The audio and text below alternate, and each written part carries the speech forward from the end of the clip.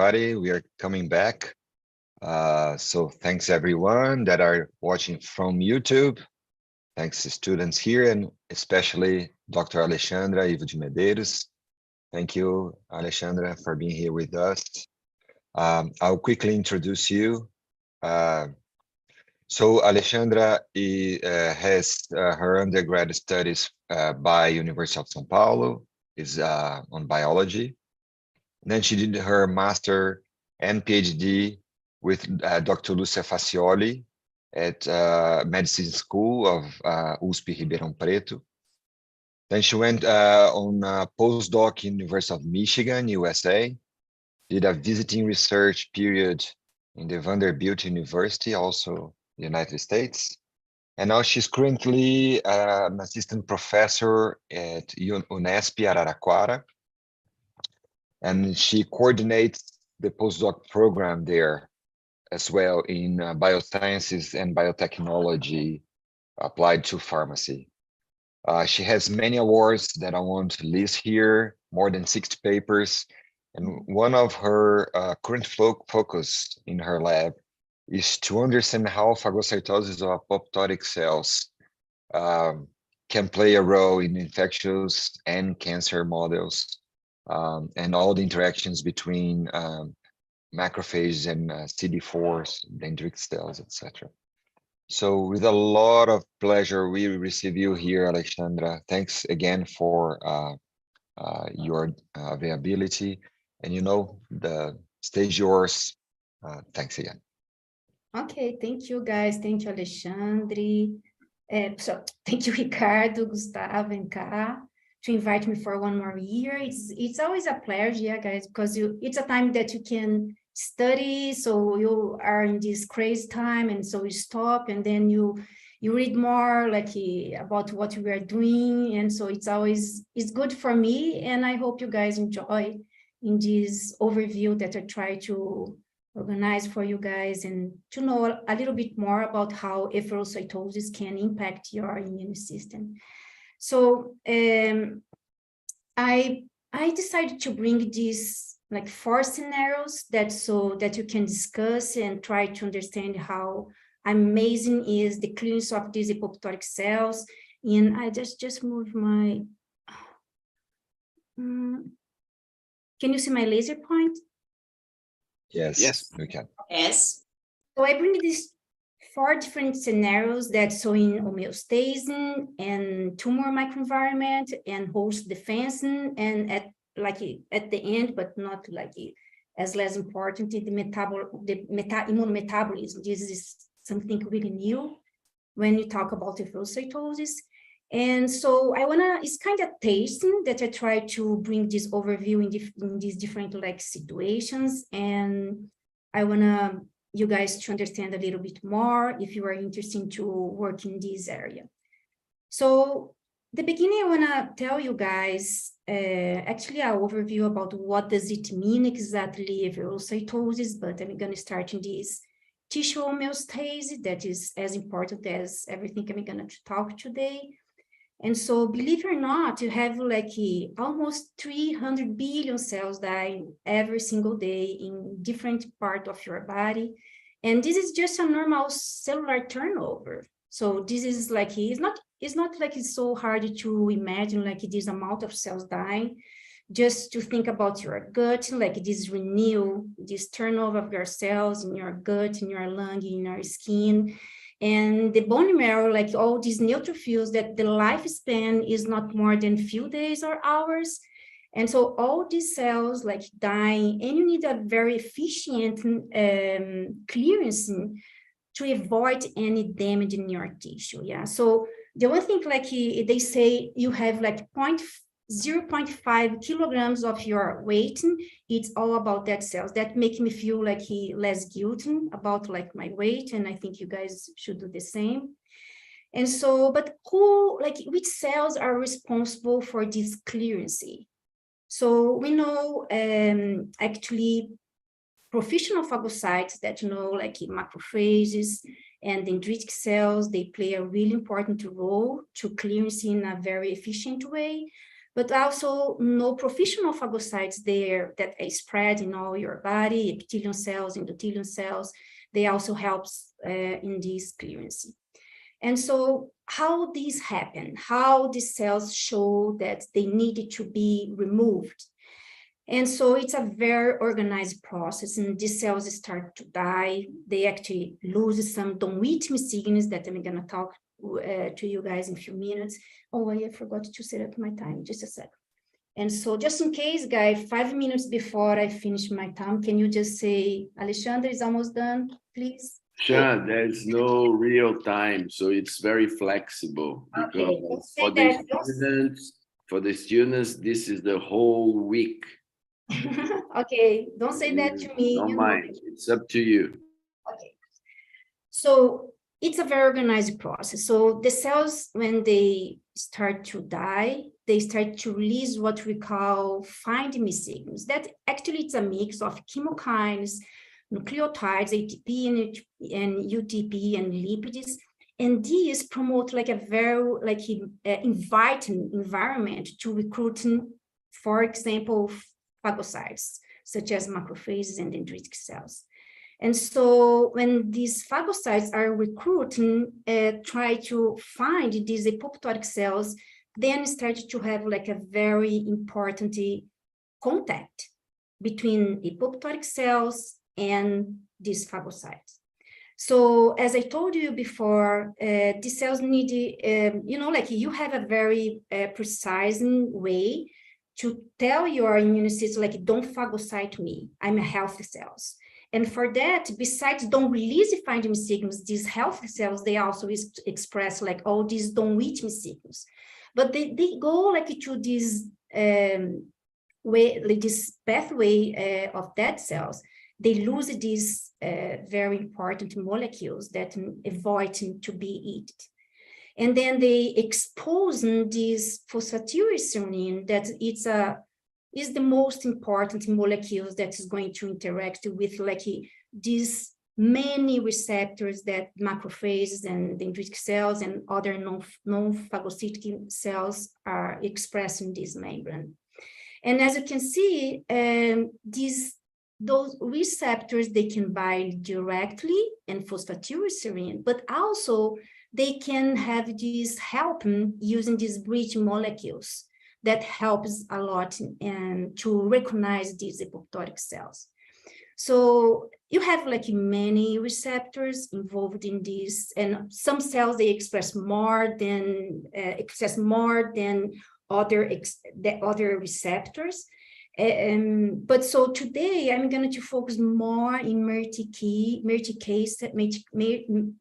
receptors and also some bridge molecules that you guys are going to see how important, even though you have all these options, some defect can really make a trouble in your tissue. So how this contact can really impact in your immune cells. So what we know so far is, for example, TIN1 and STABN2, they can impair, they can suppress inflammatory cytokines, also chemokines, just impair or inhibit the activation of NF-kappa B, and also stimulate the production of TGF-beta. So this can give you guys some idea that probably all these efferocytosis, this clearance of these non-infected apoptotic cells, they promote this suppression in this microenvironment. The same way they observed for TAM receptors in general, that they can impair the activation or can prevent that activation of toll-like receptor 4, and also some activation of SOX1 and 3 that impair the activation of STATs, and also the sterols that is released during the degradation. They can also, through the activation of PPAR gamma, they can stimulate the production of other inflammatory cytokines. And of course, this microenvironment can induce the Treg activation and impair the activation of other T cell subsets. And it's all good, yeah, because the cells is kind of, you represent yourself antigen. And the idea is just to suppress any kind of activation if these cells are dying by apoptosis. So, however, if you have a defect, and then you can be in trouble. The defect of some of these receptors or some of these bridge molecules. And I want to give you guys just a little taste about how this can really make it very complicated mistakes in your cells. Yeah, so in trouble in your tissue. This is like a amazing review. They show like in the efferocytosis how the defect of these receptors or some molecules can make like some, in this case, arteriosclerosis. And so what they observed is, this is a paper from Ira Tabas, and he's one of the popes of the efferocytosis. And this is like a couple of years ago, they show actually the patients that have like had some stroke, they have this soluble MER, like it actually is the MER-TK, can be cleaved for this metalloproteinase. And then these patients, they have a lot of like necrotic cells, and is a positive correlation between soluble MER-TK. And they saw that these patients, they have like this high expression of this soluble MER-TK. And they saw like different than asymptomatic patients, they don't have it or have like very few expression, low expression of this MER-TK that I just told you guys that it's one of the receptors can be involved during the clearance of these apoptotic cells. And what they observed is they did a very elegant experiment showing that this really happened because there is this cleavage of these MER-TK receptors. They use this model with a model for arteriosclerosis, that it's a mice that they develop like spontaneously arteriosclerosis. But what they did, they transferred the bone marrow from mice that they have a resistance of cleavage for these metalloproteinase. And what they saw when they protect and they impair this cleavage, what they observe, you don't have in this soluble MER-TK anymore. And this can impair the accumulation of these necrotic cells. And now we know is because they are very important to these different rounds of apoptotic cells that can avoid deposition of these necrotic cells. And look at that, I mean, just talk about like one receptors can make like this damage in your tissue. So the other example that is very amazing, even though it's an old paper, but so is the first one, show that when you have the deficiency of one of the molecules, bridge molecules, can make very can trigger this loop disease. And what they observed, when the animal, these knockout mice, they don't express these bridge molecules, that, as I showed you guys, they are very important to make this bridging between phosphatidylserine in apoptotic cells and the receptors. Just the absence of these molecules, it's enough to induce the production of these autoantibodies against double-stranded DNA and also nuclear antibody. And in the serum, these animals started to secrete, to produce all these autoantibodies, and this causing the accumulation of immunocomplex in glomeruli. And also the reason that you have this deposition of this immunocomplex in the glomeruli is because like the phagocytes are not able to clear these apoptotic cells. So even though you have so many receptors and molecules involved during the clearance of these apoptotic cells, just the deficiency of one of these receptors can cause this damage in your tissue. And for example, as I gave you guys an example in the arteriosclerosis and also lupus.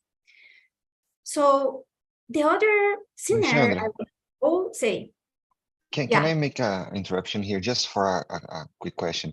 So sure. just to make sure, in the previous model, the atherosclerosis model, Mhm. the increase in the number of necrotic cells, Yeah, do you think it's a consequence of absence of efferocytosis? So the cells are there, they're not removed, and then they'll go into the secondary necrosis status. ex- And that's why you have exactly. more necrosis. Yeah, what they are in this paper they show exactly that, Ricardo. So, yes, the increase of necrosis is just because the cells, the apoptotic cells, actually in this carotida, they just keep being there, and this is like the most important. The cells needs to be removed like in different rounds, and if they are not removed in appropriate way, they can just become necrotic cells, and this can cause this inflammation. Yeah. Thank you. So actually, guys, if you want to interrupt, I think it's always much better just to avoid any other, you know. Shan, I don't know if you see people raising hands while you are presenting. So Oh, yeah, so probably you don't. So Ricardo oh, will manage, and interrupt or call your attention. Okay. sure, of course. I can't see Yeah, the guys I raise can do the. it. Yeah, just tell me, Ricardo, anytime, okay? And I'll do it. guys, feel super like comfortable to stop anytime, okay? So I bring to you guys just lupus and arteriosclerosis just to give some examples, but in obesity, you have like so many amazing studies just saying how like just the absence or deficiency of some of these receptors can already cause a very severe inflammation.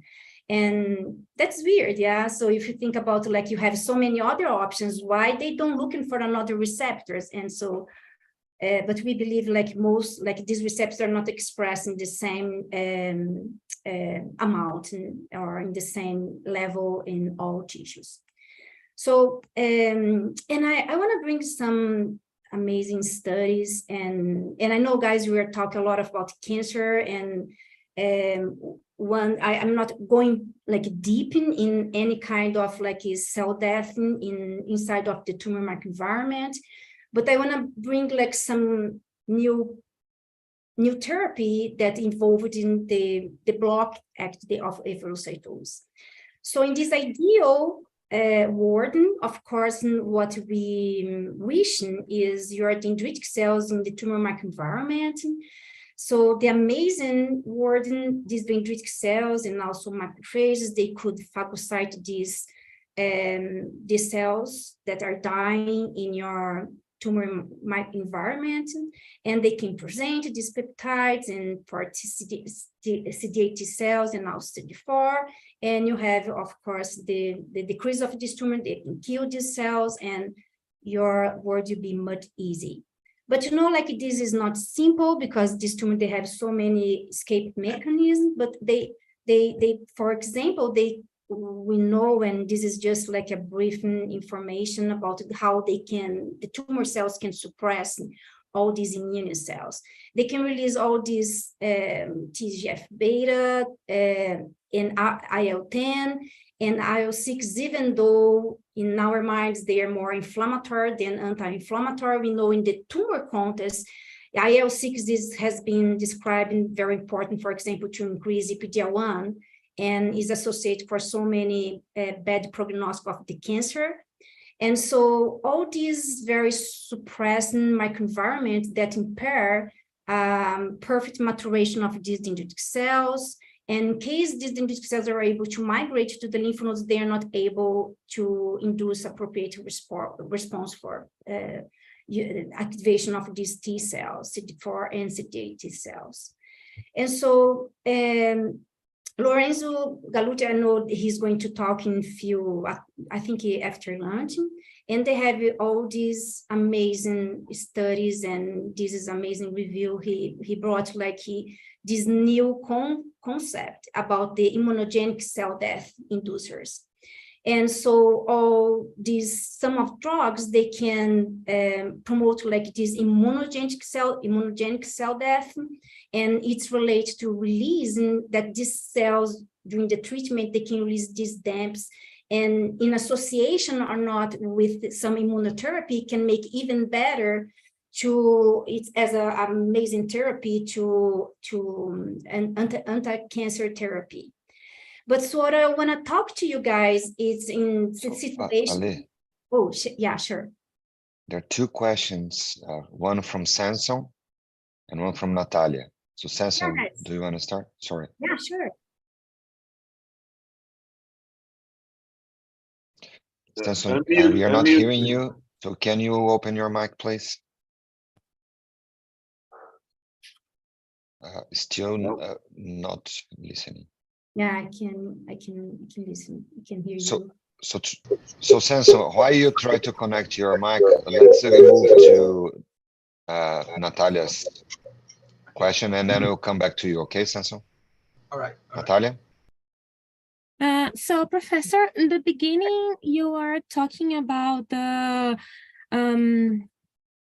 cells and apoptotic cells, and then you just show us like the receptors, right? And my question is, all those receptors, they are all shown in the membrane, or sometimes they can just hide from the dendritic cells or from macrophages? Oh, you're saying like they can be expressed in a different levels, in different like phagocytes? What, this is your question? No, my question is, you have the apoptotic cell, and then they have the receptors, right? So when you show us the picture, all the receptors were there.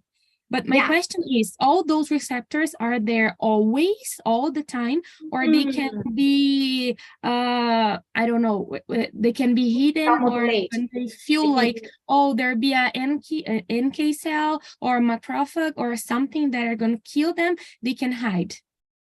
Oh, okay. So you were saying that so these receptors, they can be hidden, you were saying?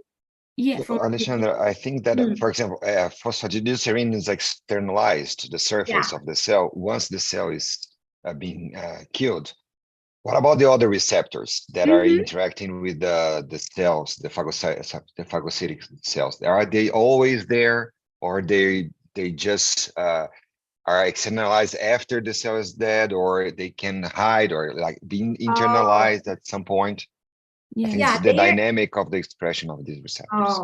Yeah, so they are always expressed, but they can be upregulating depending the situation you talk about. This microenvironment can modulate positively and negatively, can be downregulating and upregulating depending the microenvironment that so you talk about. Did I answer your question? Yes. Yeah, just want to compliment, because I don't know if it was confused, Natalia. All these receptors are expressed by the cells that will recognize. Oh, apparently Natalia. I am here. Down. I'm here. No, I'm here. Okay. Listening. All right. Yeah. Okay. Yeah. So the receptors are receptors for apoptotic cells. Yeah. Okay, so they are not expressed in the apoptotic cells. The apoptotic cells express the phosphatidylserine, whatever the eat me signal. Okay. Yeah, Natalia. So just think about Natalia, is the one who's asking the question. Yeah, Natalia, just think about like they need these receptors that I'm pointing over here. They need to be expressed like all the time, because just think about this clearance during the homeostasis. They need to be there. Otherwise, how they can phagocyte, like I'm talking about like in less than 1 hour, they already can remove these apoptotic cells, Natalia. So, and when you have the accumulation of these apoptotic cells, let's say in some sterile inflammation, when you burn your skin. So then what they believe in, these phagocytes, they can increase the expression of these efferocytic receptors, but they need to be there. Otherwise, you don't have these, if they need to be like if your cells need to upregulate these receptors and then to phagocytes, how this would be possible during the homeostasis? It does make sense for you? Okay. Thank you. So, but what it is important, and when you talk macrophages and dendritic cells, they express most of them, but macrophages, they can express, for example, more TIN1 and 4. But so does it really matter? Because in terms of immunosuppression, they are really good to really make the cells quiet, you know, like to impair the inflammation. Okay, so just one more question. MARC-TK is expressed in the dendritics, in the phagocyte cell, or the cell who will, okay. Yeah, exactly. So we call like MERTK and TYRO3 and next cell, we call like TON receptors, kind of family, but so they are all expressed in the phagocyte and non-phagocytes. Yeah, Natalia. Okay. But so the apoptotic cells, they just show and that they need to be eaten. And how they do that, they expose this phosphatidylserine. I'm gonna just, oh, it's too much. And so just to remind you, day by day, if your cell is healthy, so they try to be hidden, not because they don't express phosphatidylserine, Natalia, but they also express these don't eat me signals. So it's also important to make clear, guys, just to express don't eat me signals. It's all steps need to be to happen. You know, the cells need to release these find me signals. Your health cells needed to downregulate these don't eat me signals, and then expose the phosphatidylserine to be recognized for these receptors. Okay. It's better now, Natalia? Yes, thank you. So let's try Samson again. Can you open your mic, Samson? Yeah. I'm going to use Ronaldo's mic here. So, perfect. Okay, thank you. In the course of your presentation, you mentioned bridging molecules, you know, like MAT-TK, forming connection between phosphatidylserine and the phagocytes. So, and especially you mentioned a case of deficiency of MAT-TK that leads to atherosclerosis. Okay. So my question now is that isn't there a form of compensation? Because in this one of the slides you showed us many bridging molecules, right?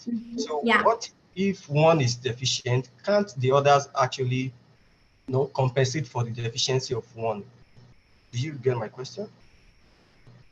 I don't know if I understood your question. We're asking you're asking why they cannot use other receptors? Yes. Yes. Yeah, it's a amazing question. We don't know, probably in this context, in the arteriosclerosis, probably these can be let's say they don't really discuss that, even though the macrophages, even no phagocytes, they express most of these efferocytic receptors. For some reason in these diseases, they are the most important, but so they don't really explore why they don't use another receptors if they are available over there. Okay, it's supposed to be a very, if they have other options, they could choose another way to be phagocytes, but apparently this is the main way that they can be, they were recognized for these macrophages.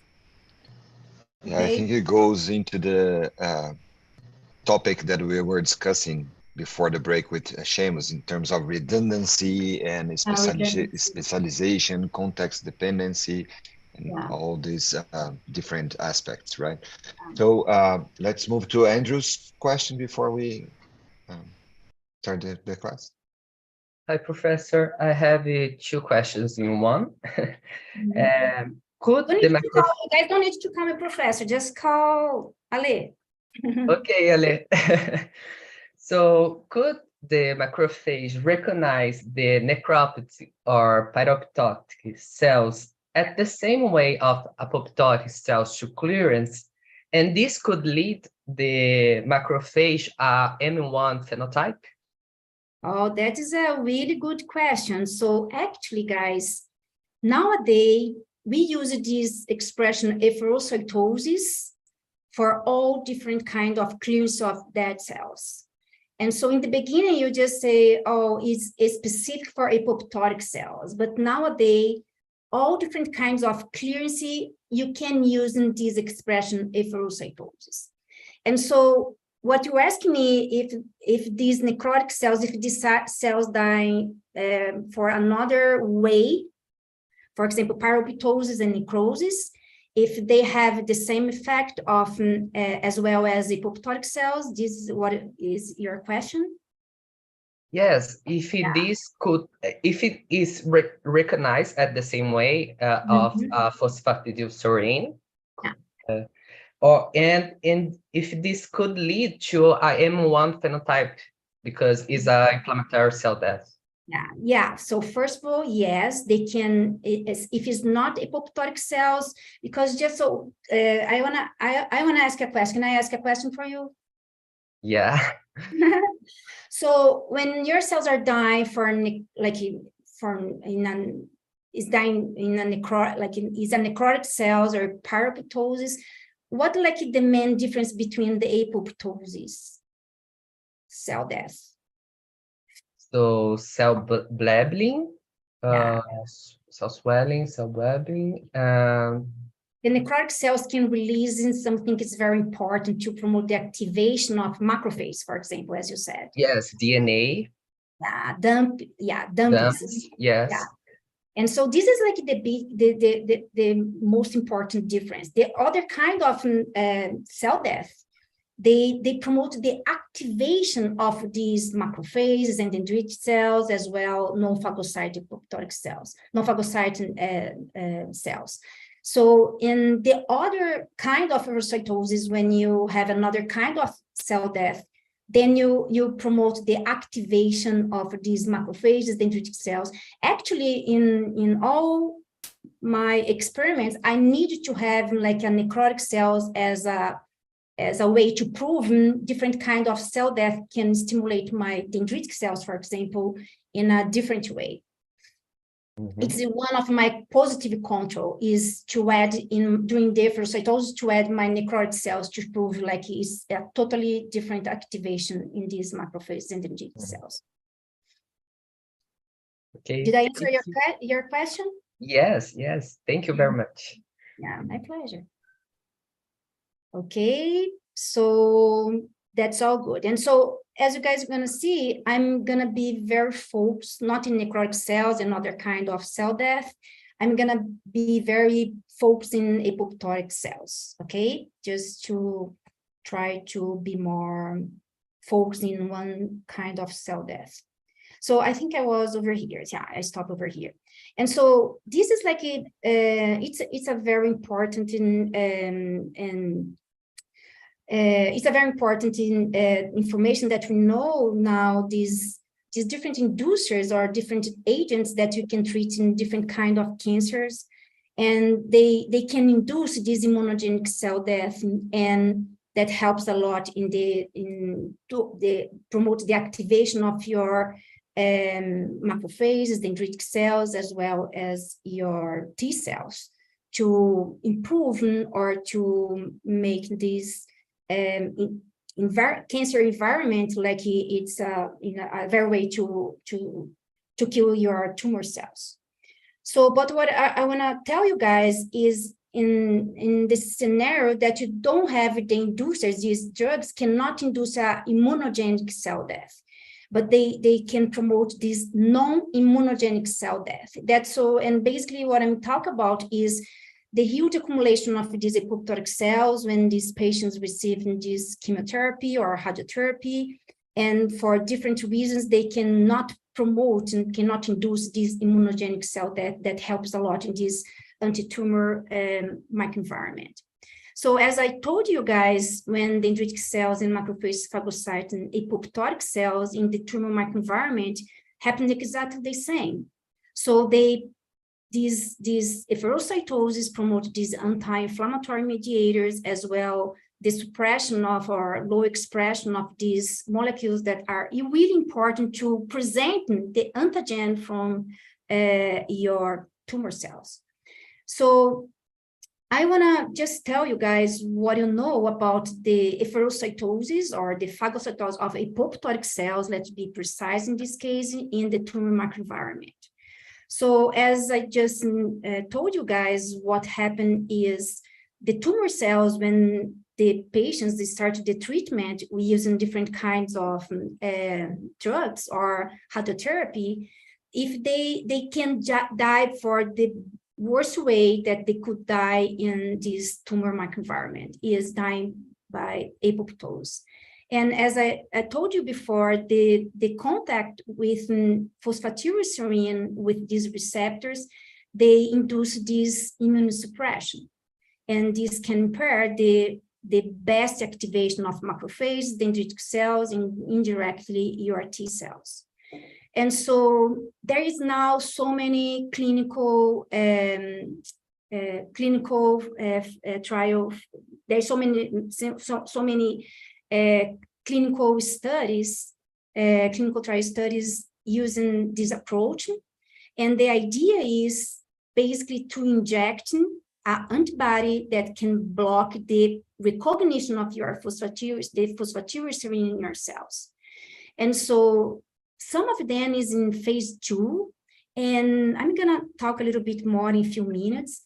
But so some of these cancers, for example, lung cancer and breast cancer and hepatocellular carcinoma, they have like a slight improvement of at least the survival of these patients, because most of them, they don't have or the treatment, or there has been treating with another drug that is not working at all.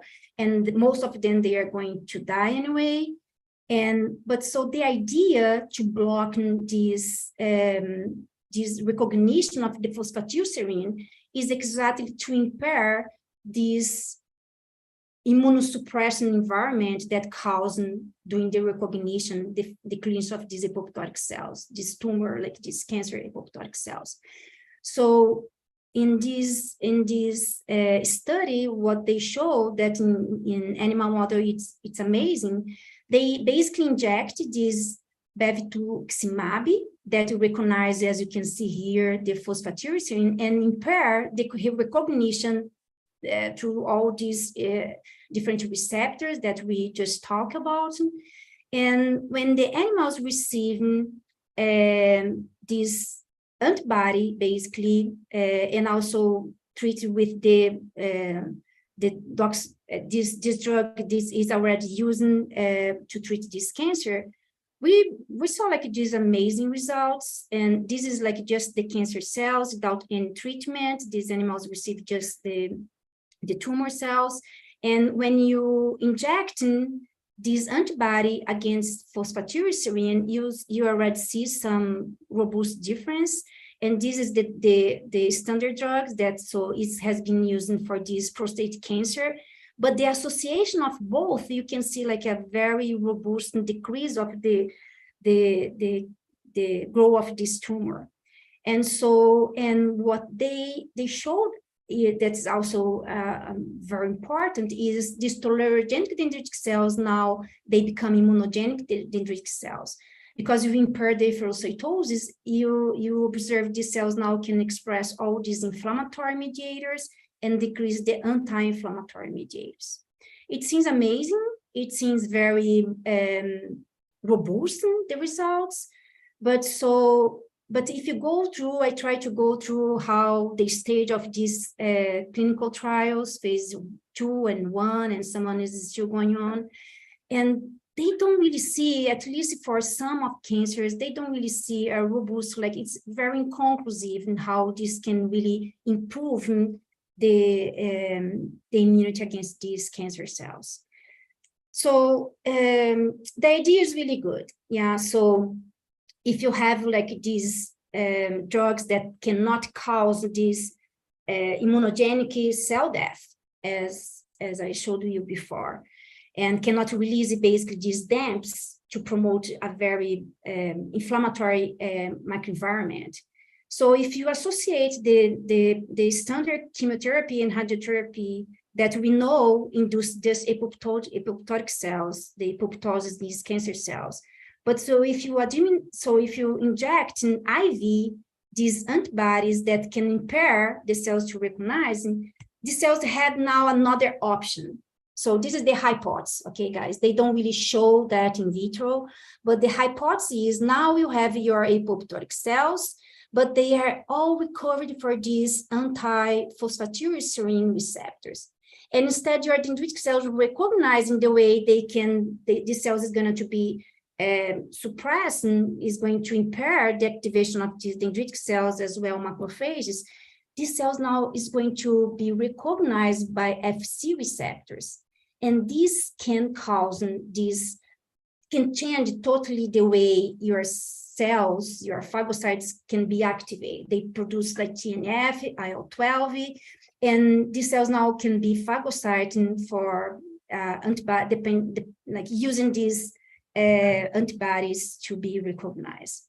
The other hypothesis, your cells are not cannot be or can just go and die in another way. For example, in a necrotic cells, in case your phagocytes cannot recognize for different ways, for different reasons. These cells in a way can just go through your cell death and become a necrotic cells and release all these damps that is going to help a lot in all these inflammatory mediators.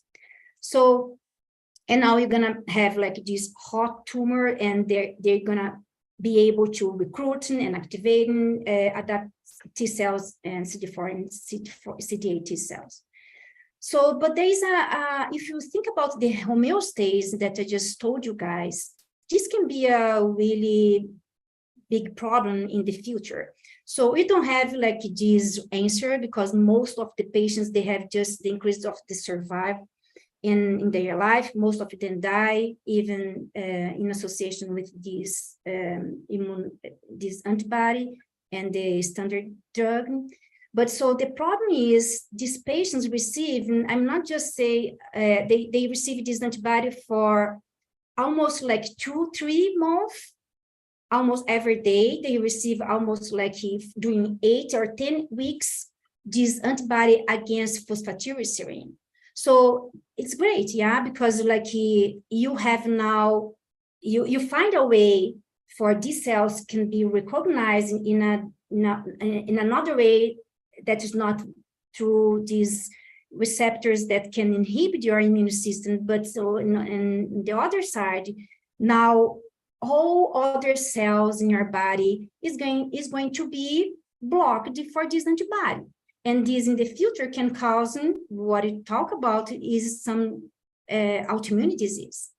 And so this is like they discuss like just like in a very brief way that how this can impact in the decrease of your cells in your different parts of your bodies.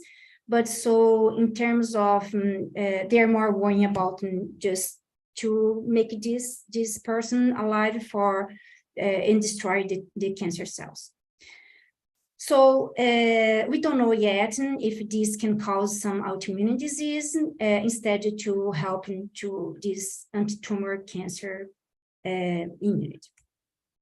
So the other scenario I want to tell you guys about efferocytosis and how they can impact your immune system. You guys have some question about like this treatment that you want to ask something, guys? Anyone? I just want to make a comment or re-emphasize what you just said, Sean. Of course, we cannot dispute the data from clinical trials. Yeah. But I would, as well as you mentioned, I would worry a lot Yeah. You know, if I were to be injected with anti-phosphatidylserine antibodies, Me too. because again, we have so many dying cells by apoptosis, but not only that, aged erythrocytes also become phosphatidylserine flip or annexin 5 or whatever, exposed phosphatidylserine. So there would be a huge, you know, if it goes systemic.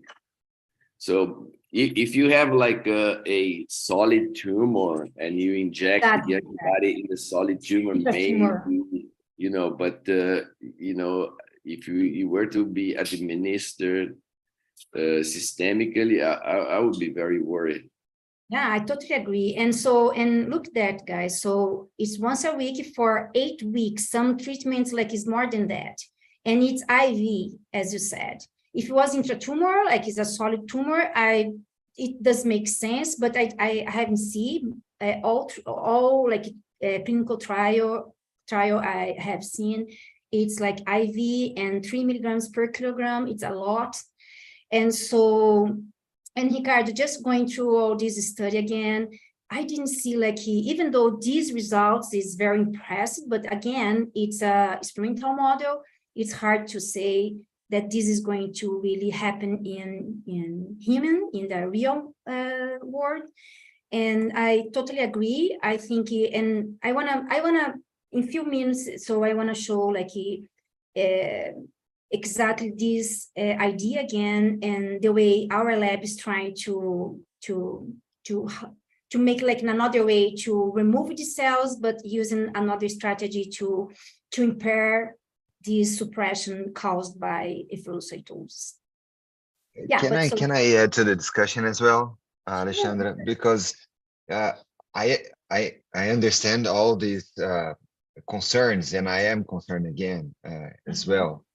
But if we just remember from a recent case that it was the checkpoint inhibitors, that everybody said, well, this is going to be a crazy idea, that to you know, take all the breaks from the T cells, and that would kill immediately everyone by autoimmunity, because you know, you're like leaving all cells that were once activated there to just go there and you know, do a lot of autoimmunity. And indeed, when you check the treatments and the patients, the better response comes from the patients that had a worse immune response, which makes sense, right? We are like having a better immune response in patients that are more sensitive to these checkpoint inhibitors than when they're in did affect in the tumors, but also cause a lot of other consequences, unintended consequences. So, you know, as Seamus was saying there before as well, maybe we'll never get to a point that we have a clean method of removing the cells, causing a response that we want without any inflammation, without any consequence, because you know, it's an executive process anyways. So we might find a balance that we can induce immune response, make the tumor hotter, and we can counter the bad sides of the autoimmunity the same way that we are doing with the checkpoint inhibitors. So, you know, I think it's a crazy idea, but it worked with the checkpoint inhibitors. My work as well. It's different, Ricardo, because the checkpoint inhibitors operates only when you have a immunological synapse. Once you have really like a antigen presentation, so it's not like 100% of the cells. Whereas an antibody against phosphatidylserine is just blocking everywhere, all sorts of interaction of efferocytosis. So to me, I think it's very weird, really, because I would expect a higher level of chronic, even like inflammation. Common disease, for example. You know, so anyways, let's Enzo add to our Yeah. Hi, Yeah. So, Alexandra. yeah. Oh, sorry. Someone is going to ask. Yeah, something. so Enzo is Enzo also. wants to. Yeah. Go ahead, Yeah. Enzo. All right. I was very curious about the monoclonals, and I was thinking about usually the monoclonals target specific epitope, and it means a specific part of the protein. So my point is that the tissues under stress environment often generate mutations, right? So how long could this intervention with the monoclonals be useful during the treatment? I mean, is expected that the effectiveness lose their capacity? Yeah. So what I can tell you is they following these patients so as long as they are alive, to be honest. So, but most of the treatments they as I said, they receive like one shot every week for almost like 2-3 weeks, 2 or 3 months. And so I don't know, for example, if they have like some if they tracking for how long this antibody can be in your plasma, or this is what you're asking. So the time life of this antibody, you were saying? No, I think he mentioned something about the mutation in the target molecule. Is that so, Enzo? No, during the stress, the chronic stress. The chronic stress. Yeah, Yes. I agree with Karina. So what was the point again? Because I missed it as well. Yeah, I missed that, the chronic stress. Can you- Chronic can you stress. repeat? Talk Can you about. repeat? Yeah, I meant that the cells is under a very stressful environment, and the proteins that these monoclonals target or aim could be acquire some mutations. So these monoclonals is not. So that's I mean, it took very hard to create and develop a monoclonal, and if this mutations is often, hardly often, how good this treatment, how long this could be conservative, you know? Yeah, but in this case, Enzo, that's why. So I understood well your question. In this case, the monoclonal is directed to a phosphatidylserine. Okay, so it's a lipid membrane that will not change at all. Oh, it's a part of it's very steady. So there will not be a mutation thing. Okay, it's not even a protein. Yeah, I understood But your question. in other cases, it's possible that with the mutation, then you lose the efficiency of the antibody. But I don't think this is the case here. Yeah. So did you understand? So it's specific against the phosphatidylserine. They basically hide the phosphatidylserine of these apoptotic cells. Okay, so I understand. So, but this is not going to affect this mutation. Is not going to affect the structure of this phosphatidylserine. It does make sense for you now? Yeah, perfectly clarify.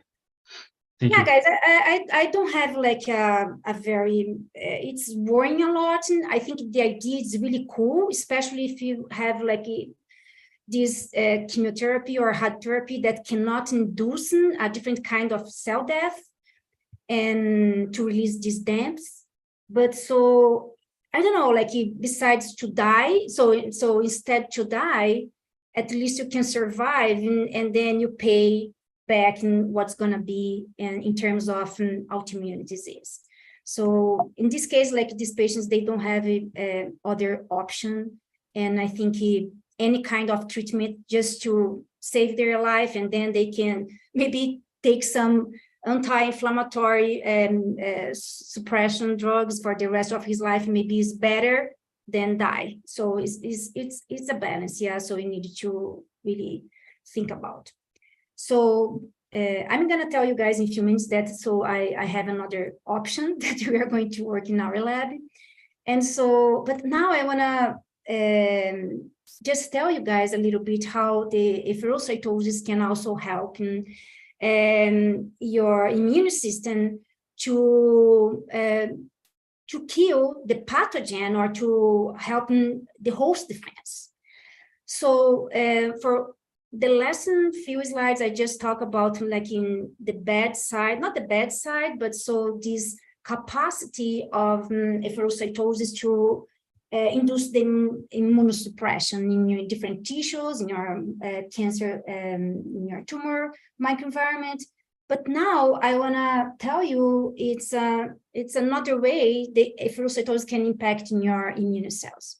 So during the infection, for example, we know that when the pathogen invades your tissue, you have the intensive recruitment of inflammatory cells. I just represent here for neutrophils, but of course for monocytes that migrate and become macrophages, inflammatory macrophages. And what happened is this, even though it's apoptotic cells, but now they have the pathogen inside of these apoptotic cells. They carry the pathogen inside of them. And these dendritic cells and macrophages, they are going to interact through phosphatidylserine, and all these receptors we talk about, they can actually suppress the immune system.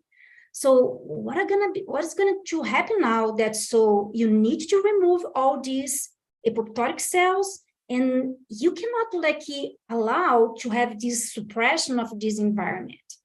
So what the idea, so if you have like kind of combo, yeah, all these compounds, and they are going to use the same receptors because they are going to recognize, even though you have the pathogen inside of apoptotic cells, they are going to recognize in the same way as non-infected apoptotic cells. So I'm going to show you guys two different models so I think this is the area our lab is helping to in this new knowledge about like efferocytosis, the impact of efferocytosis in the immune system, especially in our case, dendritic cells. And I'm going to bring just dendritic cells, not macrophages. So we and other groups have shown, and when dendritic cells phagocyte non-infected apoptotic cells, they promote these very anti-inflammatory mediators, and that can suppress promote like a tolerogenic phenotype in your dendritic cells, because you don't have inflammatory mediators released when you just clearance these non-infected apoptotic cells. And as I showed you before, this promote the differentiation of Treg cells, and it's all good because you are presenting yourself. You don't want any kind of inflammatory response against that. However, when you have, in this case, a gram-negative bacteria, E. coli, but also we have shown using Citrobacter, now you have, when these cells are inside of this phagolysosome, you have the interaction with the toll-like receptor as well, all these compounds from your apoptotic cells. And what we observed is the dendritic cells, when they phagocyte these infected apoptotic cells with E. coli, they have a different behavior. They produce a lot of like IL-beta, IL-6, IL-23, and TGF-beta, and also TGF-beta. And this microenvironment promotes the differentiation of Th17 instead Treg, as I just showed you guys. And the other question, so we are interesting to understand, and always when I present this data, everyone, so many people ask me, what about if you change the pathogen? Do you think like this can change the response and the activation of these dendritic cells? And what's surprising, actually, what we observed, if you use a gram-positive bacteria, for example, Streptococcus pneumonia, and inside of this apoptotic cell, so is a neutrophil that now phagocyte a Streptococcus pneumonia. And what we observed is the microenvironment is different not just in terms of cytokines, but the amount of cytokines are produced from these dendritic cells.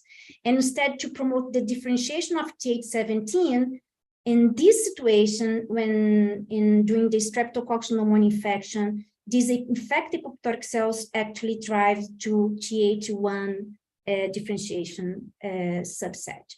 And it's very amazing how the pathogen can change like the amount. I want to just ask you guys to see. Here we have like, I don't know, picograms, and here you have like this huge amount of IL-6, and also TGF-beta. It's not even close to what E. coli can induce in these dendritic cells. And this is happening the same in macrophage. So when you have a gram-positive and gram-negative, you have the different kind, like not just in terms the quality of the cytokines, but also the amount of the cytokines. And of course, this probably is relation of the toll-like receptors they can bind, and how they can be expressing inside of this phagolysosome, and some escape mechanism of this bacteria. And this is just to summarize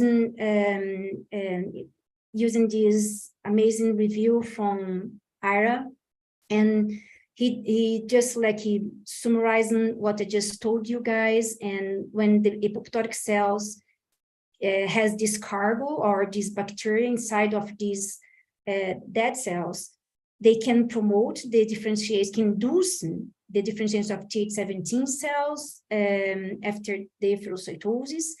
And there's another different kind of pathogens that also can infect these apoptotic cells, epithelial cells, for example. And the efferocytosis of virus, when these apoptotic cells that so carry the virus, they can promote the activation of CD8 using this cross-presentation. So yes, the efferocytosis can also help in the host defense. And of course, in this scenario, I'm just telling you guys exactly the interaction between infected apoptotic cells and dendritic cells. It's a very unfair or unreal situation. So it's, of course, when you want to really understand what's going on in terms of the impact of these apoptotic cells in your context, you are not like even counting these dendritic cells can also bind directly with some pathogen, Streptococcus, E. coli, and virus. But so this is just to tell you guys, efferocytosis can be one more piece of this puzzle to promote the host defense and to help. Sure. Fala, Ká. In these scenarios, the previous, yes, this both, no, previous slide, please. Sorry. Previous one. Yes. In these two scenarios, both E. coli inducing Th17 cells and Streptococcus pneumonia inducing Th1, these both were dependent on TLR4. Yeah, so actually, good question, Ká. So for E. coli, it's very well known, like Blender already showed, without toll-like receptors, nothing of this so this cannot activate, and it's impair the activation of all these inflammatory mediators. So toll-like receptor, it's very important to promote the secretion of these cytokines when we talk about E. coli. So in Streptococcus pneumonia, what I can tell you, in macrophages, but not in dendritic cells, toll-like receptor 2, sorry, I just left 4 over here, seems to be more important. Okay. Yeah, but so to be honest, Ká, to be super honest, in dendritic cells, I didn't see any difference in terms of, I use like toll-like receptor 4, 2, RIP1, RIP2 knockout mice, and it's kind of like, it seems like these dendritic cells does not use any of these toll-like receptors. And how about MYD88? Yeah, it's a good idea. I didn't try MD88, and this can help me to identify what kind of toll-like receptors could be involved. It's a good question. Not only TLRs, but also IL-1 and IL-18 receptors. Yeah, Ká. Yeah, it's a good question. So we didn't look at like other using MYD88 that so could like help us to answer other kind of receptors could be involved in this recognition of Streptococcus pneumonia. Yeah. Thank you, sure. Oh, my pleasure. So guys, Alexandra, oh, sure. another question would be if the cell that is infected, the type of the cell that is infected plays a role. Oh, as that's a well. good question. That's a really important question. Ricardo, what we, I have, what I can tell you, I have tried using neutrophils and also macrophages as a source of apoptotic cells. Nowadays, I know this can make a huge difference, Ricardo, for different reasons. For example, when neutrophils are infected with primary neutrophils, yeah. So is in fact, if in fact these neutrophils, primary neutrophils with staphylococcus, like Staphylococcus pneumonia, and what happened is these neutrophils express more Don-Whitney signals. But if I infect macrophages with this bacteria, with MRSA, what happened is this macrophage does not express this Don-Whitney receptor as neutrophils express. And so the answer is yes. Nowadays, I know if I change the source of apoptotic cells, this can make a huge difference in terms of activation of these dendritic cells, Ricardo. We didn't know that yet. So, and the other thing in terms of even to activate regulatory, like these non-infected apoptotic cells, what we have seen in our lab is when I use, for example, tumor cells, and when I use primary cells, both of them, they are able to induce this tolerogenic phenotype. But so the amount of cytokines, when I change the source of these apoptotic cells, let's say I can use Jurkat cells, I can use them as a source in thymocytes, I can use, for example, some cell lines. Yeah, for example, the one I'm using now is this 8L60.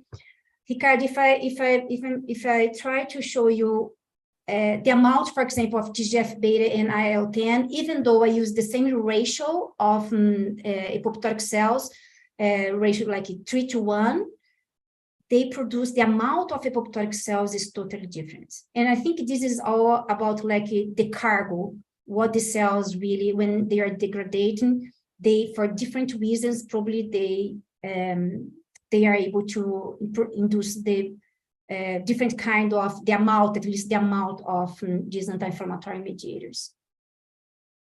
Exactly. My point was that, right, when you use a cell that is respond already to the infection as a neutrophil, a macrophage, in a very strong way, you might have an apoptotic infected cell that is quite different from what it produces from a cell that is like a tissue cell, a cardiomyocyte, or like a hepatocyte that will respond in a completely different way, and then it will consequently give to the phagocytosis cell here a completely different outcome as well, right? Yeah, exactly, Ricardo. I think it's a good point. And so in this case, for example, Ricardo, I use like neutrophils from peritoneal cavity. And so here I use both. Yeah, but so most of our work we have done using macrophage cell line. And so this could be a reason, and we even discussed that in our paper, that so this could be the reason that so we have like this different like environment, and can be like just the different kind of source of apoptotic cells. It's a really good point. Even though I have most of the cells infected with Streptococcus pneumoniae, like 7% of the cells are infected, are positive for Streptococcus. So yeah, I totally agree. This can really matter.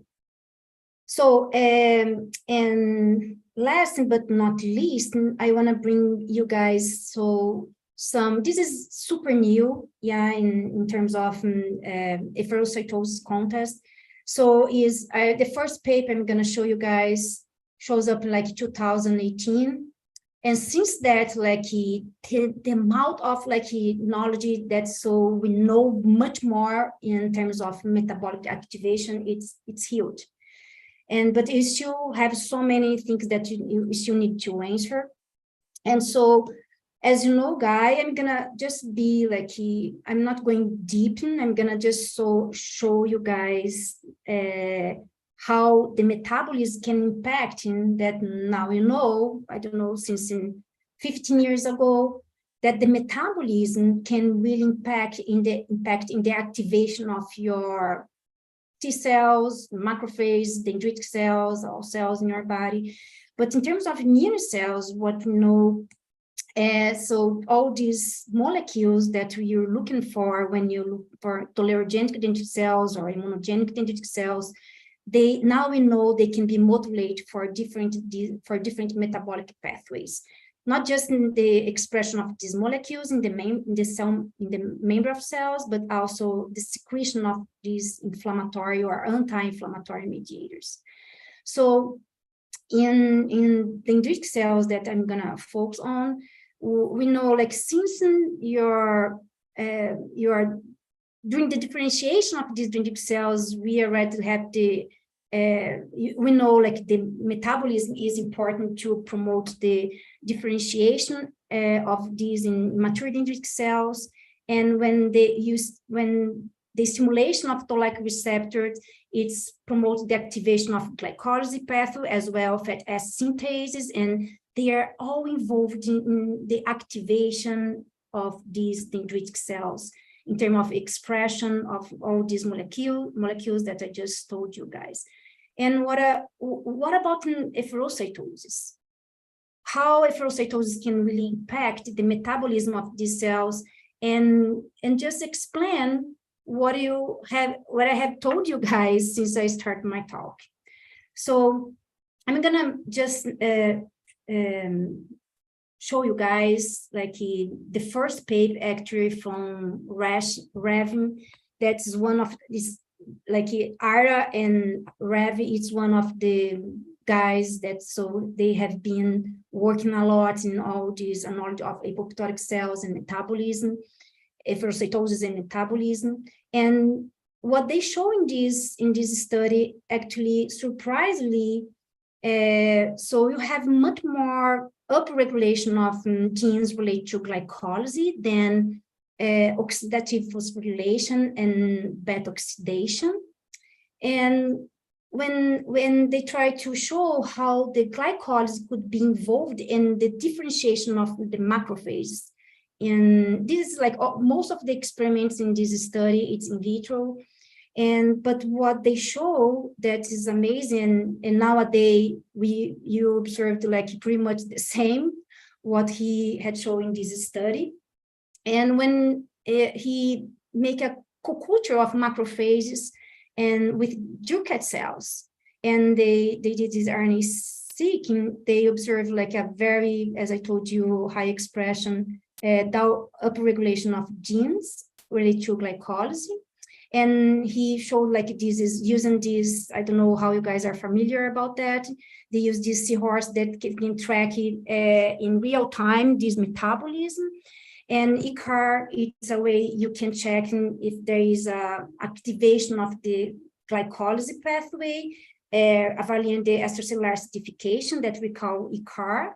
And just after 1 hour, look at that, guys, is the macrophage or co-culture, like, just for 1 hour was enough to activate the glycolysis. And this activation that seems to be important to modulate, like, so many genes that's associated to, for example, GLUT1, that can really, it's very important to promote the capture of the glucose and to give energy to your cells. But also what they observed is when these macrophage phagocytes, these apoptotic cells, they increase different transporter. One of them is the lactate transporter. And this lactate, that's what they show is they have, when this macrophage phagocyte, these apoptotic cells, there is a huge amount of lactate, and this lactate is totally can be inhibiting if they silence this transporter that was expressing when the macrophage phagocyte these apoptotic cells. And what they observed is this lactate actually, it's very important that is transport for this lactate transporter. They are very important to promote the secretion or the production of IL-10. And they use like very, in my opinion, like just very IL-10 and TGF-beta to just tell us that so this lactate promote the M2 polarization in this macrophage. But I think the most important here that this study bring to our acknowledgement is actually all these steps, like the find me signals, the touch, the eat me, and degradation. All these steps, they can activate different genes related to metabolism in general, specifically the glycology pathway. But so this paper, they observed that so the efferocytosis increased the glucose uptake because they increased the expression of this, the GLUT1 receptor basically, and also this lactate transporter that just release this huge amount of lactate and can just promote the polarization of the macrophage to M2 subset. So this other study that is also really important and just bring to us that so yes, as Ricardo said, the environment matter, the phagocytes matter, and what kind of apoptotic cells are involved in this efferocytosis also matter. What I'm telling that? So this is like this paper came out 1 year after the REV paper, and what they show is they use this kind of like cardiac this kind of like injury in your heart.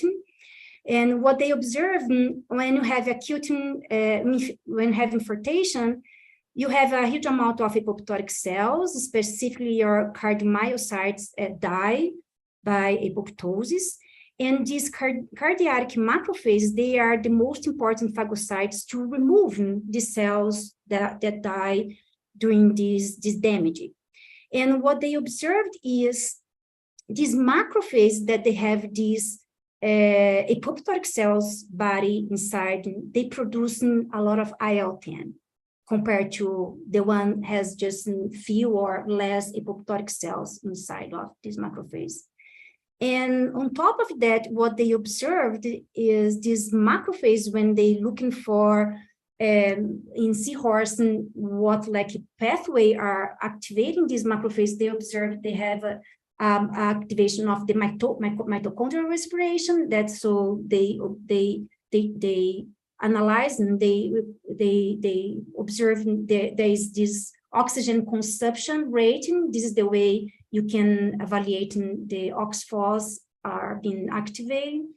And what they observed is when these macrophages were treated with these drugs that can inhibit the beta oxidation, this is relating to the production of IL-10. So this means the different than Ravi have shown before, the phagocytosis, instead to activate glycolysis pathway, they activate actually the OXPHOS.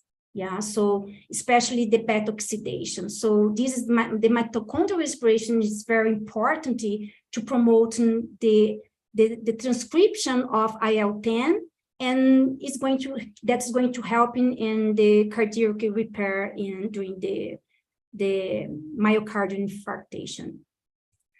So, and I want to just bring to you guys one more paper related to efferocytosis and metabolism. And what they show is, and one of the questions is from IRA group. They observed during the degradation of these apoptotic cells, we know have like different compounds from these apoptotic cells. One of them is the presence of amino acids, And the question he did was very simple: how these amino acids can really impact in terms of activation of these macrophages in the metabolism of these cells. And what they observed during the efferocytosis, they have mostly these ornithine and arginine.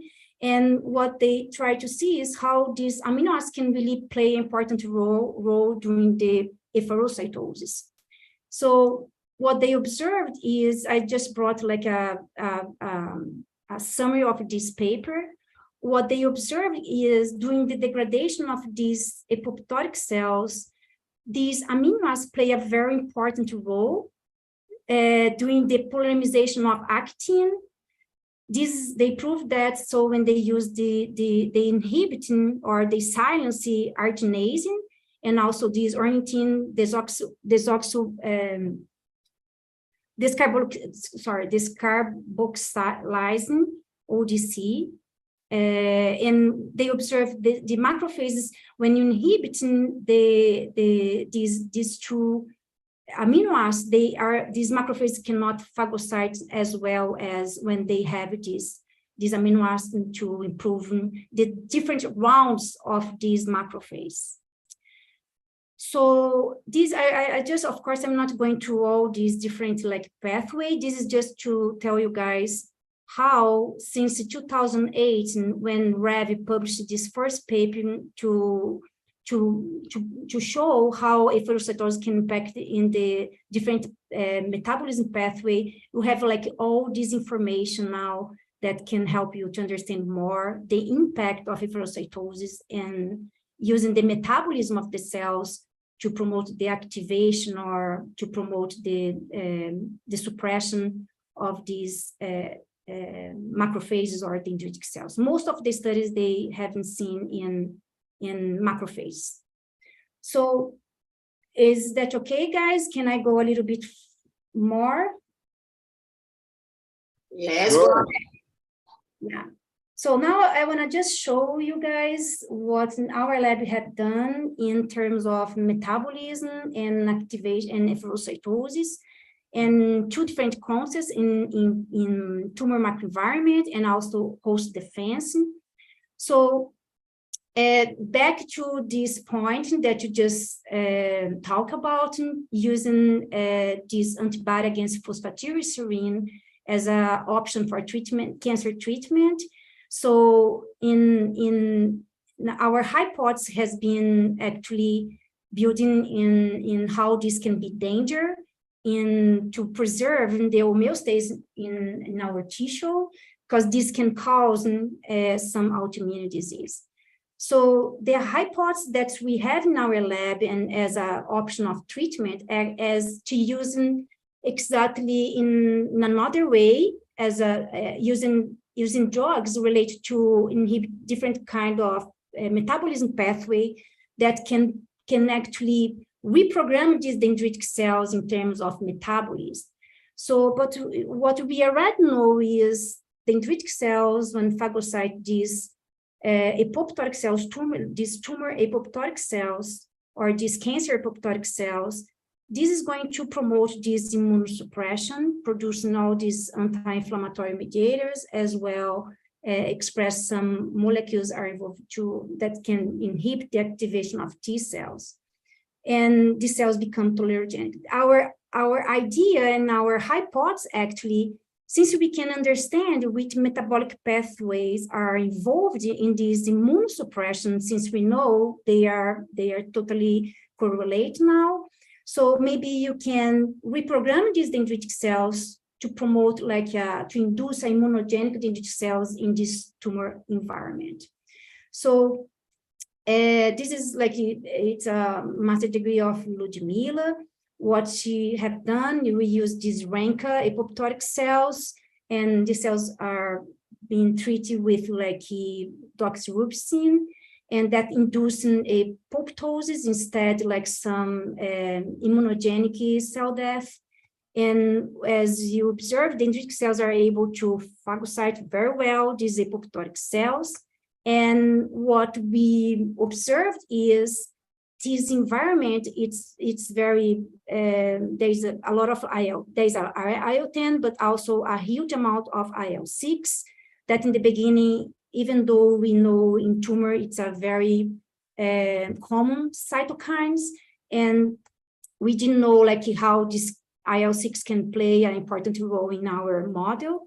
And besides IL-6, these cells express like a high, the PD-L1, it's very expressed in these dendritic cells during the efferocytosis.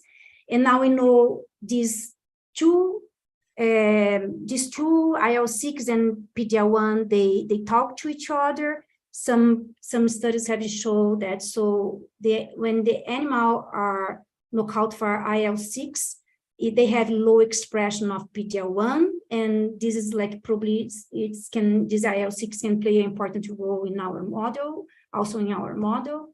And this PD-L1, as you guys know, they play a very important role to inhibit the activation of T cells. When this study shows that when you block PD-L1, these cells proliferate very well. So what you want to try to understand is each pathway could be responsible for these these tolerogenic dendritic cells during the efferocytosis of these RANKA apoptotic cells. RANKA, it's a renal cancer cells. I don't know if I told in the beginning. So what they observe, like some genes related to the glycolysis pathway are upregulating during the efferocytosis. And as well as we observed, we try to understand if we inhibited some of this pathway, this could modulate or can reprogram these dendritic cells during the efferocytosis. And what we observed is the treatment of these dendritic cells with some glycolysis inhibitors that inhibit the glycolysis pathway. We observed a decrease of PD-L1, that maybe this pathway can be involved, the expression of PD-1 and also the production of IL-10 and IL-6.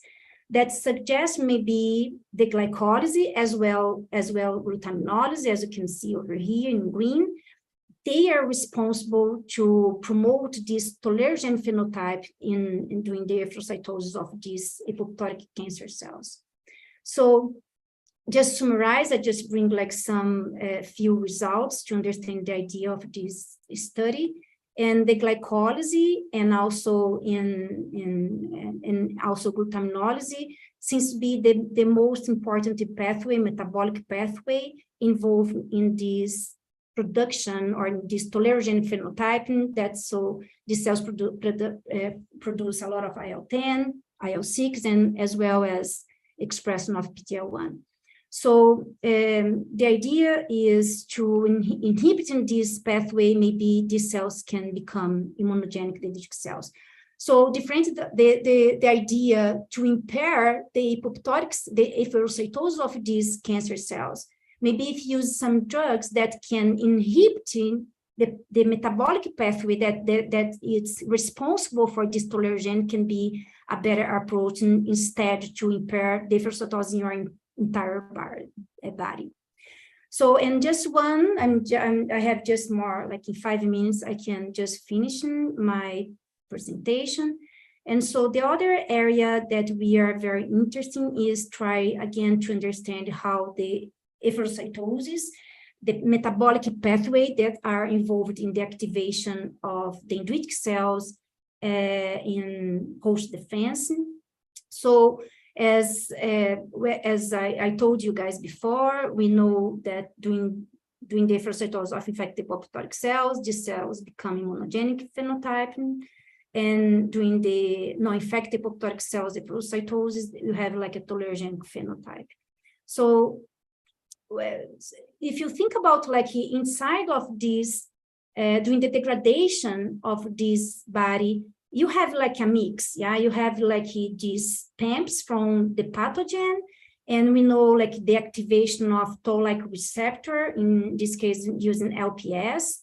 You have like a activation of glycolysis pathway, and they observed the activation of this glycolysis. It's related to the activation of the dendritic cells.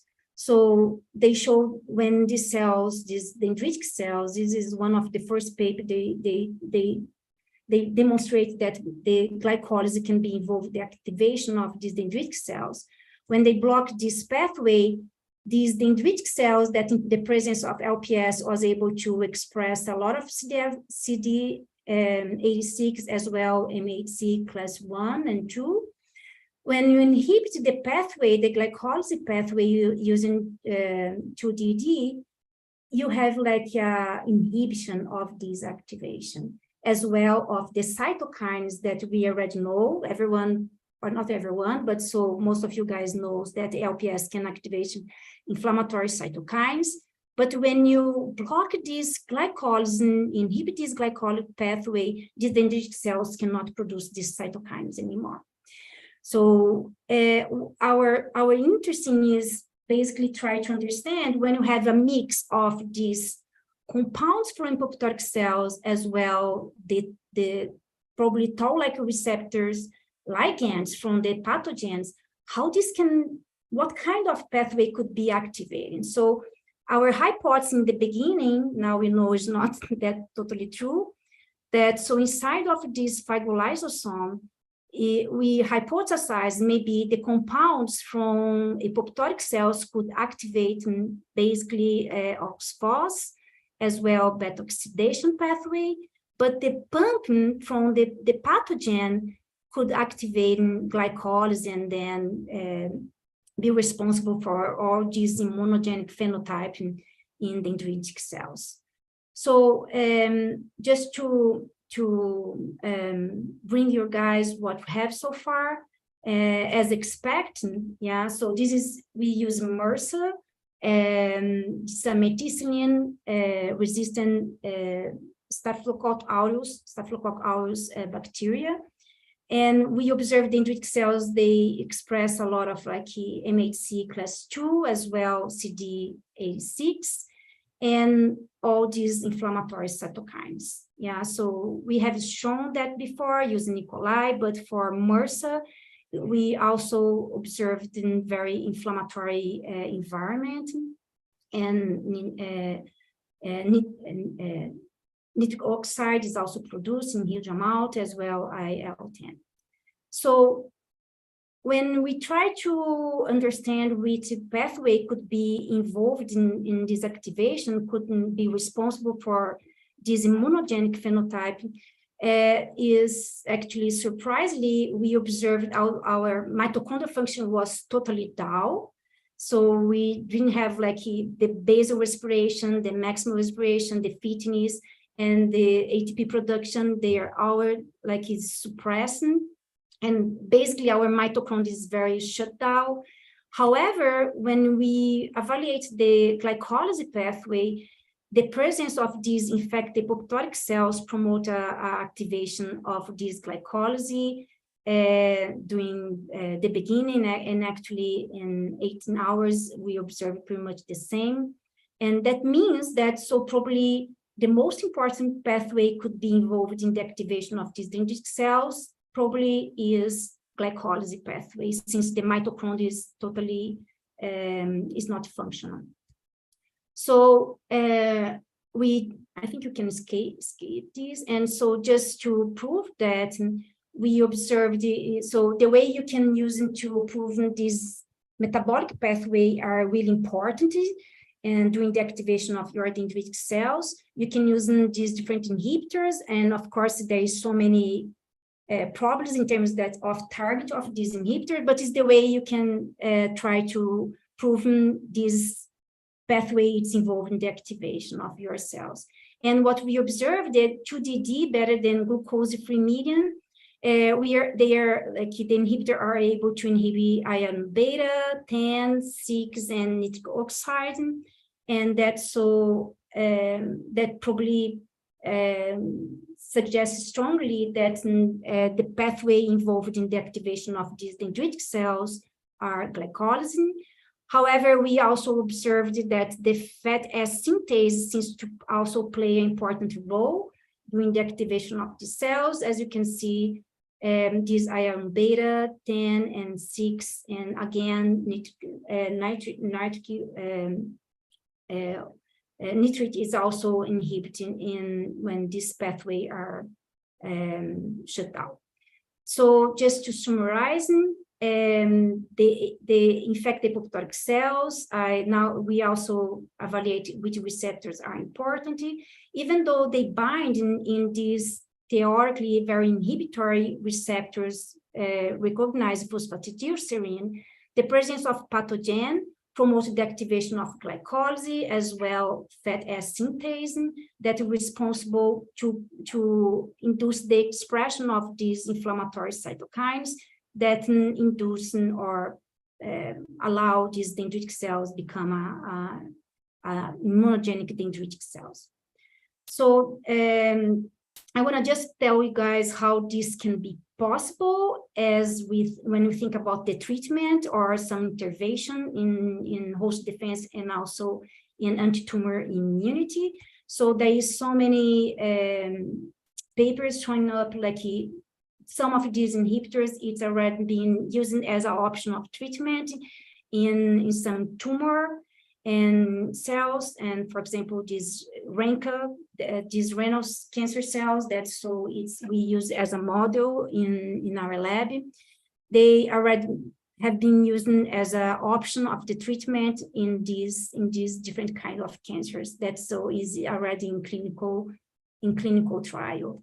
And the same, some of these drugs that can inhibit this metabolic pathway, they have been described being very important to promote the activation or suppression of the cells, depending the context we'll talk about. But so most of them, these inhibitors has been used to suppress and actually some inflammatory disease, in this case, some autoimmune disease. So guys, I think I'm done. I want to just, this is like part of my groups. Now we have another new integrants in our lab that is not here, but Leticia and Ludmila, they are the one are responsible for the lesson experiments I showed you guys. And Pedro and Jeff and Henrique, they are very important collaborators in our studies. And of course, yeah, so all this financial support that so make us alive over here. Okay, guys, I think I'm gonna just stop to share now. Thank you, Alexandra, for the amazing talk. Thank you very much. Any questions that we can still discuss here, or we should break? I have two, but I'll wait for the students' questions first. I have one also. Sure. Okay, so students first. Students first. Although I know that Karina always keeps studying. Just want the students Okay. let know go. that I have 6 students here are marked Lucas, now that asked questions. So there's many students that did not ask any question today. They'll have a chance throughout the course, Gustavo. Come on, be nice to them. Okay, let's start with Lucas, and we'll start from there. Okay, Lucas. Hello. My question is, first, I'm really new to this subject. I joined the course because I'm really interested in this topic. I'm actually working with ferroptosis, and it's even the cell death. Yes, ferroptosis. Mm-hmm. And even this cell death is to me kind of new. Mm-hmm. But I did my research on this topic, and my question is, whilst I was doing my research, I saw that phosphatidylserine can also be seen in necrotic cells. there are even vesicles with phosphatidylserine, and they call extracellular vesicles. And to me, it was really interesting. I don't know if it's well accepted or if it's on debate, but whilst you were talking about phosphatidylserine, it was always related to apoptosis. And the more you talked, the better I got why it's commonly related to apoptosis. But it still got to me, and it still gets my attention. How can it be that phosphatidylserine was also reported to be expressed to be in the outer membrane of necrotic cells, and also these vesicles that they call extracellular vesicles. My question is, if you have something an opinion about it, if it's on debate, if it's something that goes on an opposite a direction than the one you following. That's basically it. Lucas, are you talking about the phosphatidylserine exposure, or talking about the annexin 5 staining for these necrotic cells? I've seen both, but I'm talking about phosphatidylserine exposure. But how did you evaluate this phosphatidylserine exposure? I'm sorry?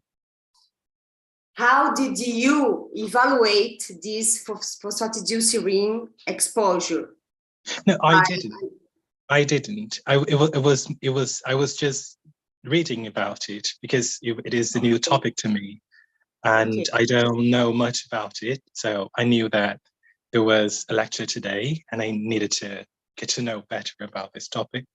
So whilst I was studying and reading about it and reading some articles, I got through it, and I just took note.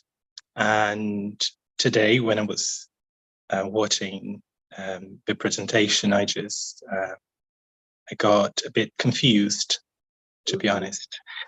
Actually, I don't understand how can it be that they saw phosphatidylserine exposure on necrotic cells if it's so commonly related to apoptotic cells.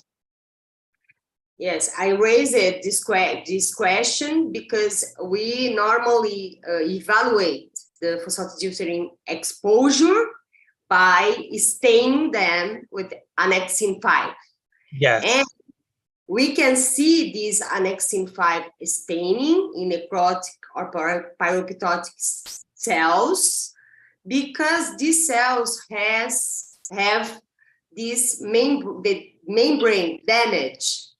And this membrane damage allows the annexin 5 inside the cells. And then we can see the annexin 5 staining, but this is not only related to the phosphatidylserine exposure, but it is staining the inner left membrane.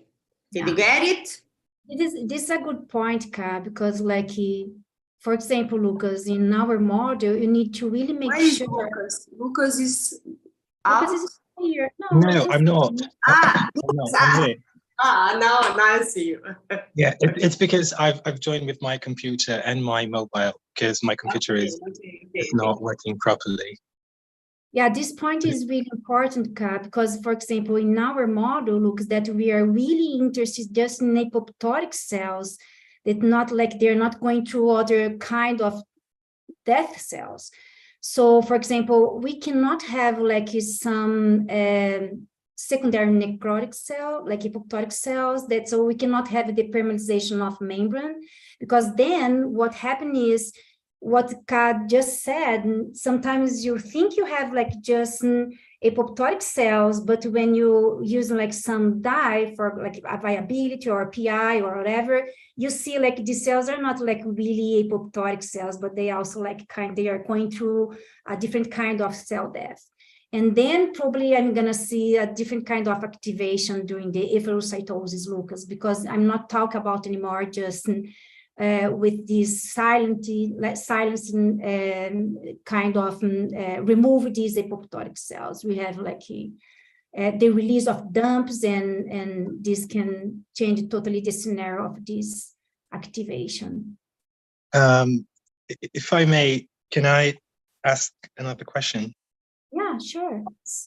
One of your results, I mean, your recent results you showed, I honestly didn't have time to analyze them, and I don't know if you could show them again. And because I was trying to see like your control and your treatment and what effect your treatment had on your cells. And honestly, maybe because I'm new to it, it took a longer time for me to try to understand it, and I didn't quite understand it. Didn't quite get it.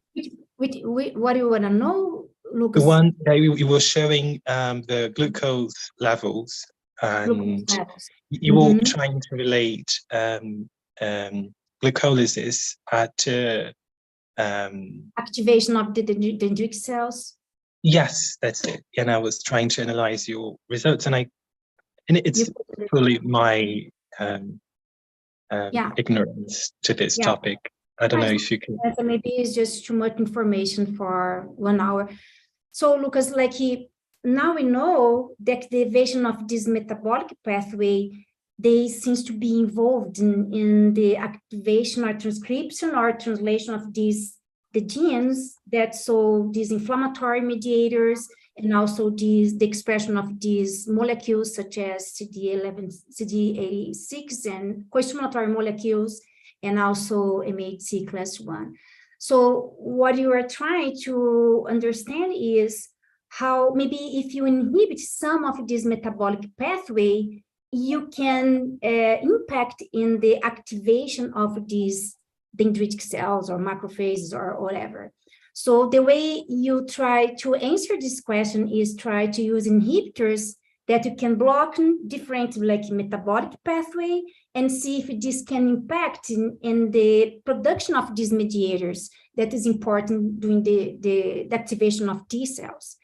And so in our results, specifically in infecting apoptotic cells with MRSA, what we observed in the glycolysis pathway since as well fat acid synthase, both pathway, they seems important. I didn't bring all these results, of course, because we don't have time to discuss, but some of pathway, they seems very important to promote the expression of genes, but some of them, they are not really important to promote the expression, but seeing the translation of these RNA. So both metabolic pathway, they seems like important to, or they are involved in the activation of these dendritic cells, Lucas, during the efferocytosis. Actually, during the efferocytosis of tumors, cancer cells, and as well as infected apoptotic cells. This is just a new way, Lucas. Have you been in touch with immunometabolism? Yes, I've seen some lectures on it. It's not my field as well, but I've seen a couple of presentations on this topic as well. Yeah. So it's another way to treat like different disease, as I said at the end of my presentation. So using these inhibitors that can block in different metabolic pathway, you can reprogram these dendritic cells, for example, to impair the activation or to help in the activation of these dendritic cells. Sure. Thank you.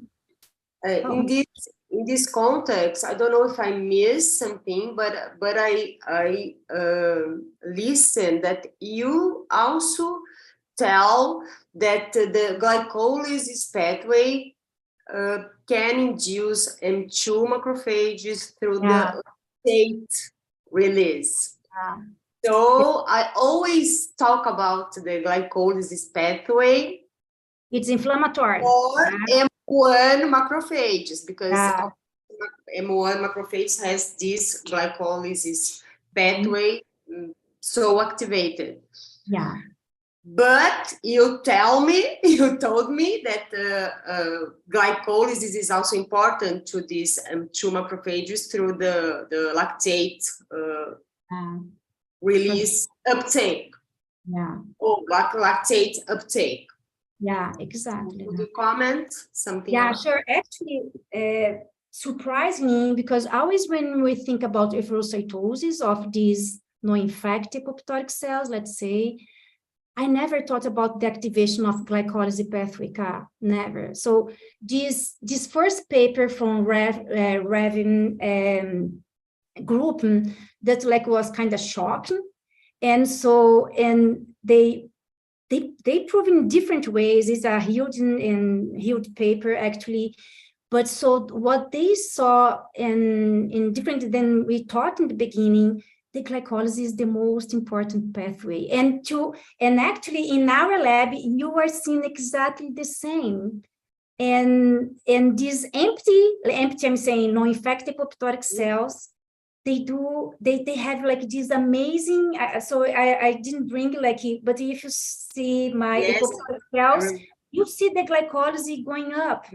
And our tabas just published like 1 month ago, this amazing time response. When the dendritic, the macrophages in this case, in our case is dendritic cells, but we saw exactly the same that Ara showed in his paper. In the first 6 hours, you have like this huge amount, like this glycolysis being produced and lactate and all these glycolysis without being activated. And then the difference, I think, is the amount, For example, the amount that I have the lactating, the production of lactating, when I have the infection, it's like huge, like 40 times more than when I have like empty or non-infected apoptotic cells. And in cancer, like when I start this project, it's okay, glycolysis is going to be super science, it does not make sense to be, but so no, again, in cancer cells, even though what Ricardo brought, it's very important to think about. What I have seen, is again, depend of the apoptotic cells I'm adding in this, like I'm doing the co-culture, the activation of glycolysis can be different in terms like how robust is the activation, you know what I mean? But so, yeah, so. Even in your last results, if you block the glycolysis with the 2DG, you can reduce not only the inflammatory cytokines, but also IL-10. Exactly, that does make sense because we think that IL-10, of course, we know IL-10 is always comes in your infection. When you put like a pathogen, you have like this huge amount of IL-10, try to modulate your response. But so, yeah, so apparently, oxidative phosphorylation play like some important role, but so for some reason, glycolysis seems to be the most important to promote the tolerogenic dendritic cells, as well as, at least in our hands and also in Revi group, we have like in dendritic cells, I have seen exactly pretty much the same what they saw in macrophages. That's amazing. Yeah. So I love when my hypothesis does not work in the way I thought. It's very common. And so, but yeah, glycolysis in cancer, during the efferocytosis of cancer cells, as well in infection, glycolysis play a very important role. Amazing, sure. Thank you. Thank you, Ka. Alexandra, 2 follow-up questions, really quick questions. The first one, Have you tried to use vesicles expressing phosphatidylserine in Great order to question. see if you recapitulate the effects on the metabolic pathways, to really see if it's this signaling pathway that is doing that, or it's a more broader effect of the dying cell? Ricardo, is a really good question. And so actually, when we started this Ranka Cells project, we observed like a very small population and said, what's going on over here? And then I have a collaboration with a guy in USP Ribeirão Preto. He works with the microvesicles and and then we check, so this is just debris, or this can be some exosomes. Actually, we're looking for exosomes. And the answer is yes. You have like a huge amount of exosomes that express this phosphatidylserine. And what we believe is probably these exosomes from cancer cells are released first and already can inhibit some of the function of these dendritic cells. So we try to just isolate, just to recover just these exosomes that express a lot of phosphatidylserine and incubate with these dendritic cells. But so we just stopped for a while this project because we are trained our folks. But apparently, Ricardo, these exosomes expressing, so I'm talking about exosomes, yeah. So this is the way they name that for the size and all this characterization they do to say it's an exosome. We didn't check how this can impact in these dendritic cells, but so I'm pretty much sure, according to what the literature have been shown before, that so probably can promote some tolerogenic phenotype in these dendritic cells as well as apoptotic cells.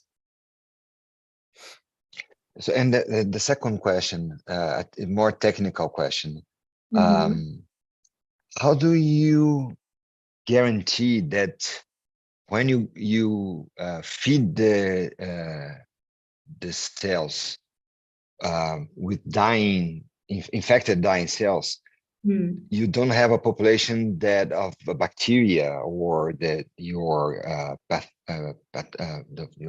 pathogen that's outside and signaling outside the cell, because that would change a little bit the concept of what's happening there, right? Ricardo, so this is also a very important question. The way you try to answer your very important point is to make sure like what we did is we try to purify these infected apoptotic cells using these beads and try to recover them. Just like we are believing that's doing when the cells go through to the colon, you wash a lot, and we believe like so in our paper we didn't do like all these assays using these purified infected apoptotic cells, but what I can tell you, the results were pretty much the same. But so we cannot like guarantee 100% that so we don't have any pathogens outside of the cells. We wash a lot. We did this experiments like just purifying these infected apoptotic cells to have like a more clear, like clean experiments. But so we can one thing that I think it's telling me that probably is the efferocytosis and not like the interaction with the pathogen. What we do, we block the recognition of phosphatidylserine using annexin, and also we have like these when we use these knockout receptors for all these TIN4, MERTK. So what we observed is when you block the efferocytosis, most of the phenotypes that we observed in these dendritic cells was impressed with reduced. So this can help us to suggest strongly maybe So we are going to have like some points. What we do, Ricardo, that's also can answer your questions. Always we run our experiments with MRSA, just MRSA and dendritic cells. And we observed like a different response when the MRSA is inside of apoptotic cells and it's by herself and outside. Yeah, So, that's something that I would suggest, because I've seen your controls there that you have just the MRSA. Just the MRSA. I didn't see if you have like the dendritic cells and the MRSA given the same time, but not prior now infected. You know, you could like split. You're giving the dying cells and the bacteria, or infect the cells that you killed, and then you give it. Oh, I see what I mean. Like you're saying, like he just at the same time, just apoptotic cells without apoptotic cells plus the bacteria or the infected apoptotic cells. And then just you to could see like have each like a signal is going to be stronger, apoptotic cell. Yeah, we have not done this before. And what we did is we have the control just apoptotic cells, infected in MRSA and both. But so this is a good suggestion because probably this happened in the real world, during the infection. Yeah, so we have like this, I'm sure like the review is going to ask us about how you can make sure the way we're trying to answer this question and using this to prove like the efferocytosis is the most important in because we observe like the decrease of all these inflammatory cytokines as well, the expression of molecules when you block the efferocytosis. Yeah. Any other question? All right. I think we are all set for today. We had two brilliant presentations, very dense. So you guys take the afternoon to revise in your minds your notes, prepare for the, preparing the meeting report, the course report for next week. So I advise you to, while everything is fresh, to just put more into a text. Thank you so much again for another yet great talk, and for your results also. They're pretty good. Congratulations. Yes. I must say again, I like more your approach than the antibody against. Thank you. This is like super like important for me, Gustavo, if I'm selling well my study. And Definitely. So it's thank you. I love this way you guys did that time. And so the students can ask questions, you guys can ask questions, even though you lose like the time of our presentation. I think it's much better because the students can say, oh, I didn't get what you said, plus just come again to this point. And so I really enjoy to give this talk and be a part of this amazing course. And I'm trying to watch all these other amazing speakers that you guys invite, and that is going to be for sure amazing day. Yeah, feel free. I mean, you have the link, so just join in. Yeah, I can use the same link, or it's better to use I think I'm going to use the same link. No, you can join the link or go to YouTube, whatever. I mean, if it's something that you like to ask question, then it's better to join the Zoom. Okay. Otherwise, you can go to YouTube, whatever. Okay, guys. I'm not sure if all of the talks will be broadcast also by the YouTube. So feel free to join the Zoom. Okay, guys. Which Thank is you so the much. YouTube channel? Sorry? Which is the YouTube channel? Course, sell that graduate course. Sell that grade course. Oh, that graduate course. Okay. Yeah, I didn't send you because you were supposed to be here. Okay. But if you like, just send me a note and I will send you the kind of a WhatsApp advertisement. So there they have the proper. Oh yeah. Ricardo already put in the link. I'll put the link in the chat here if you want to copy it. There is a C cell death gradient course. Yeah. Also is in my LinkedIn, the advertisement, so you can go there. So check there. People. All right, guys. So see you tomorrow early. Alexandra, thank you. Minutes before. Thank you. People from Unifest, stay here, please, for All 2 right. minutes long, okay? Okay, bye guys. Have a good Okay, day. bye. Thank you, Shah. Alexandra. It was a pleasure. I'm so great. Like it's amazing to be with you guys. Thank you. Yeah. Thank you, sure. Bye.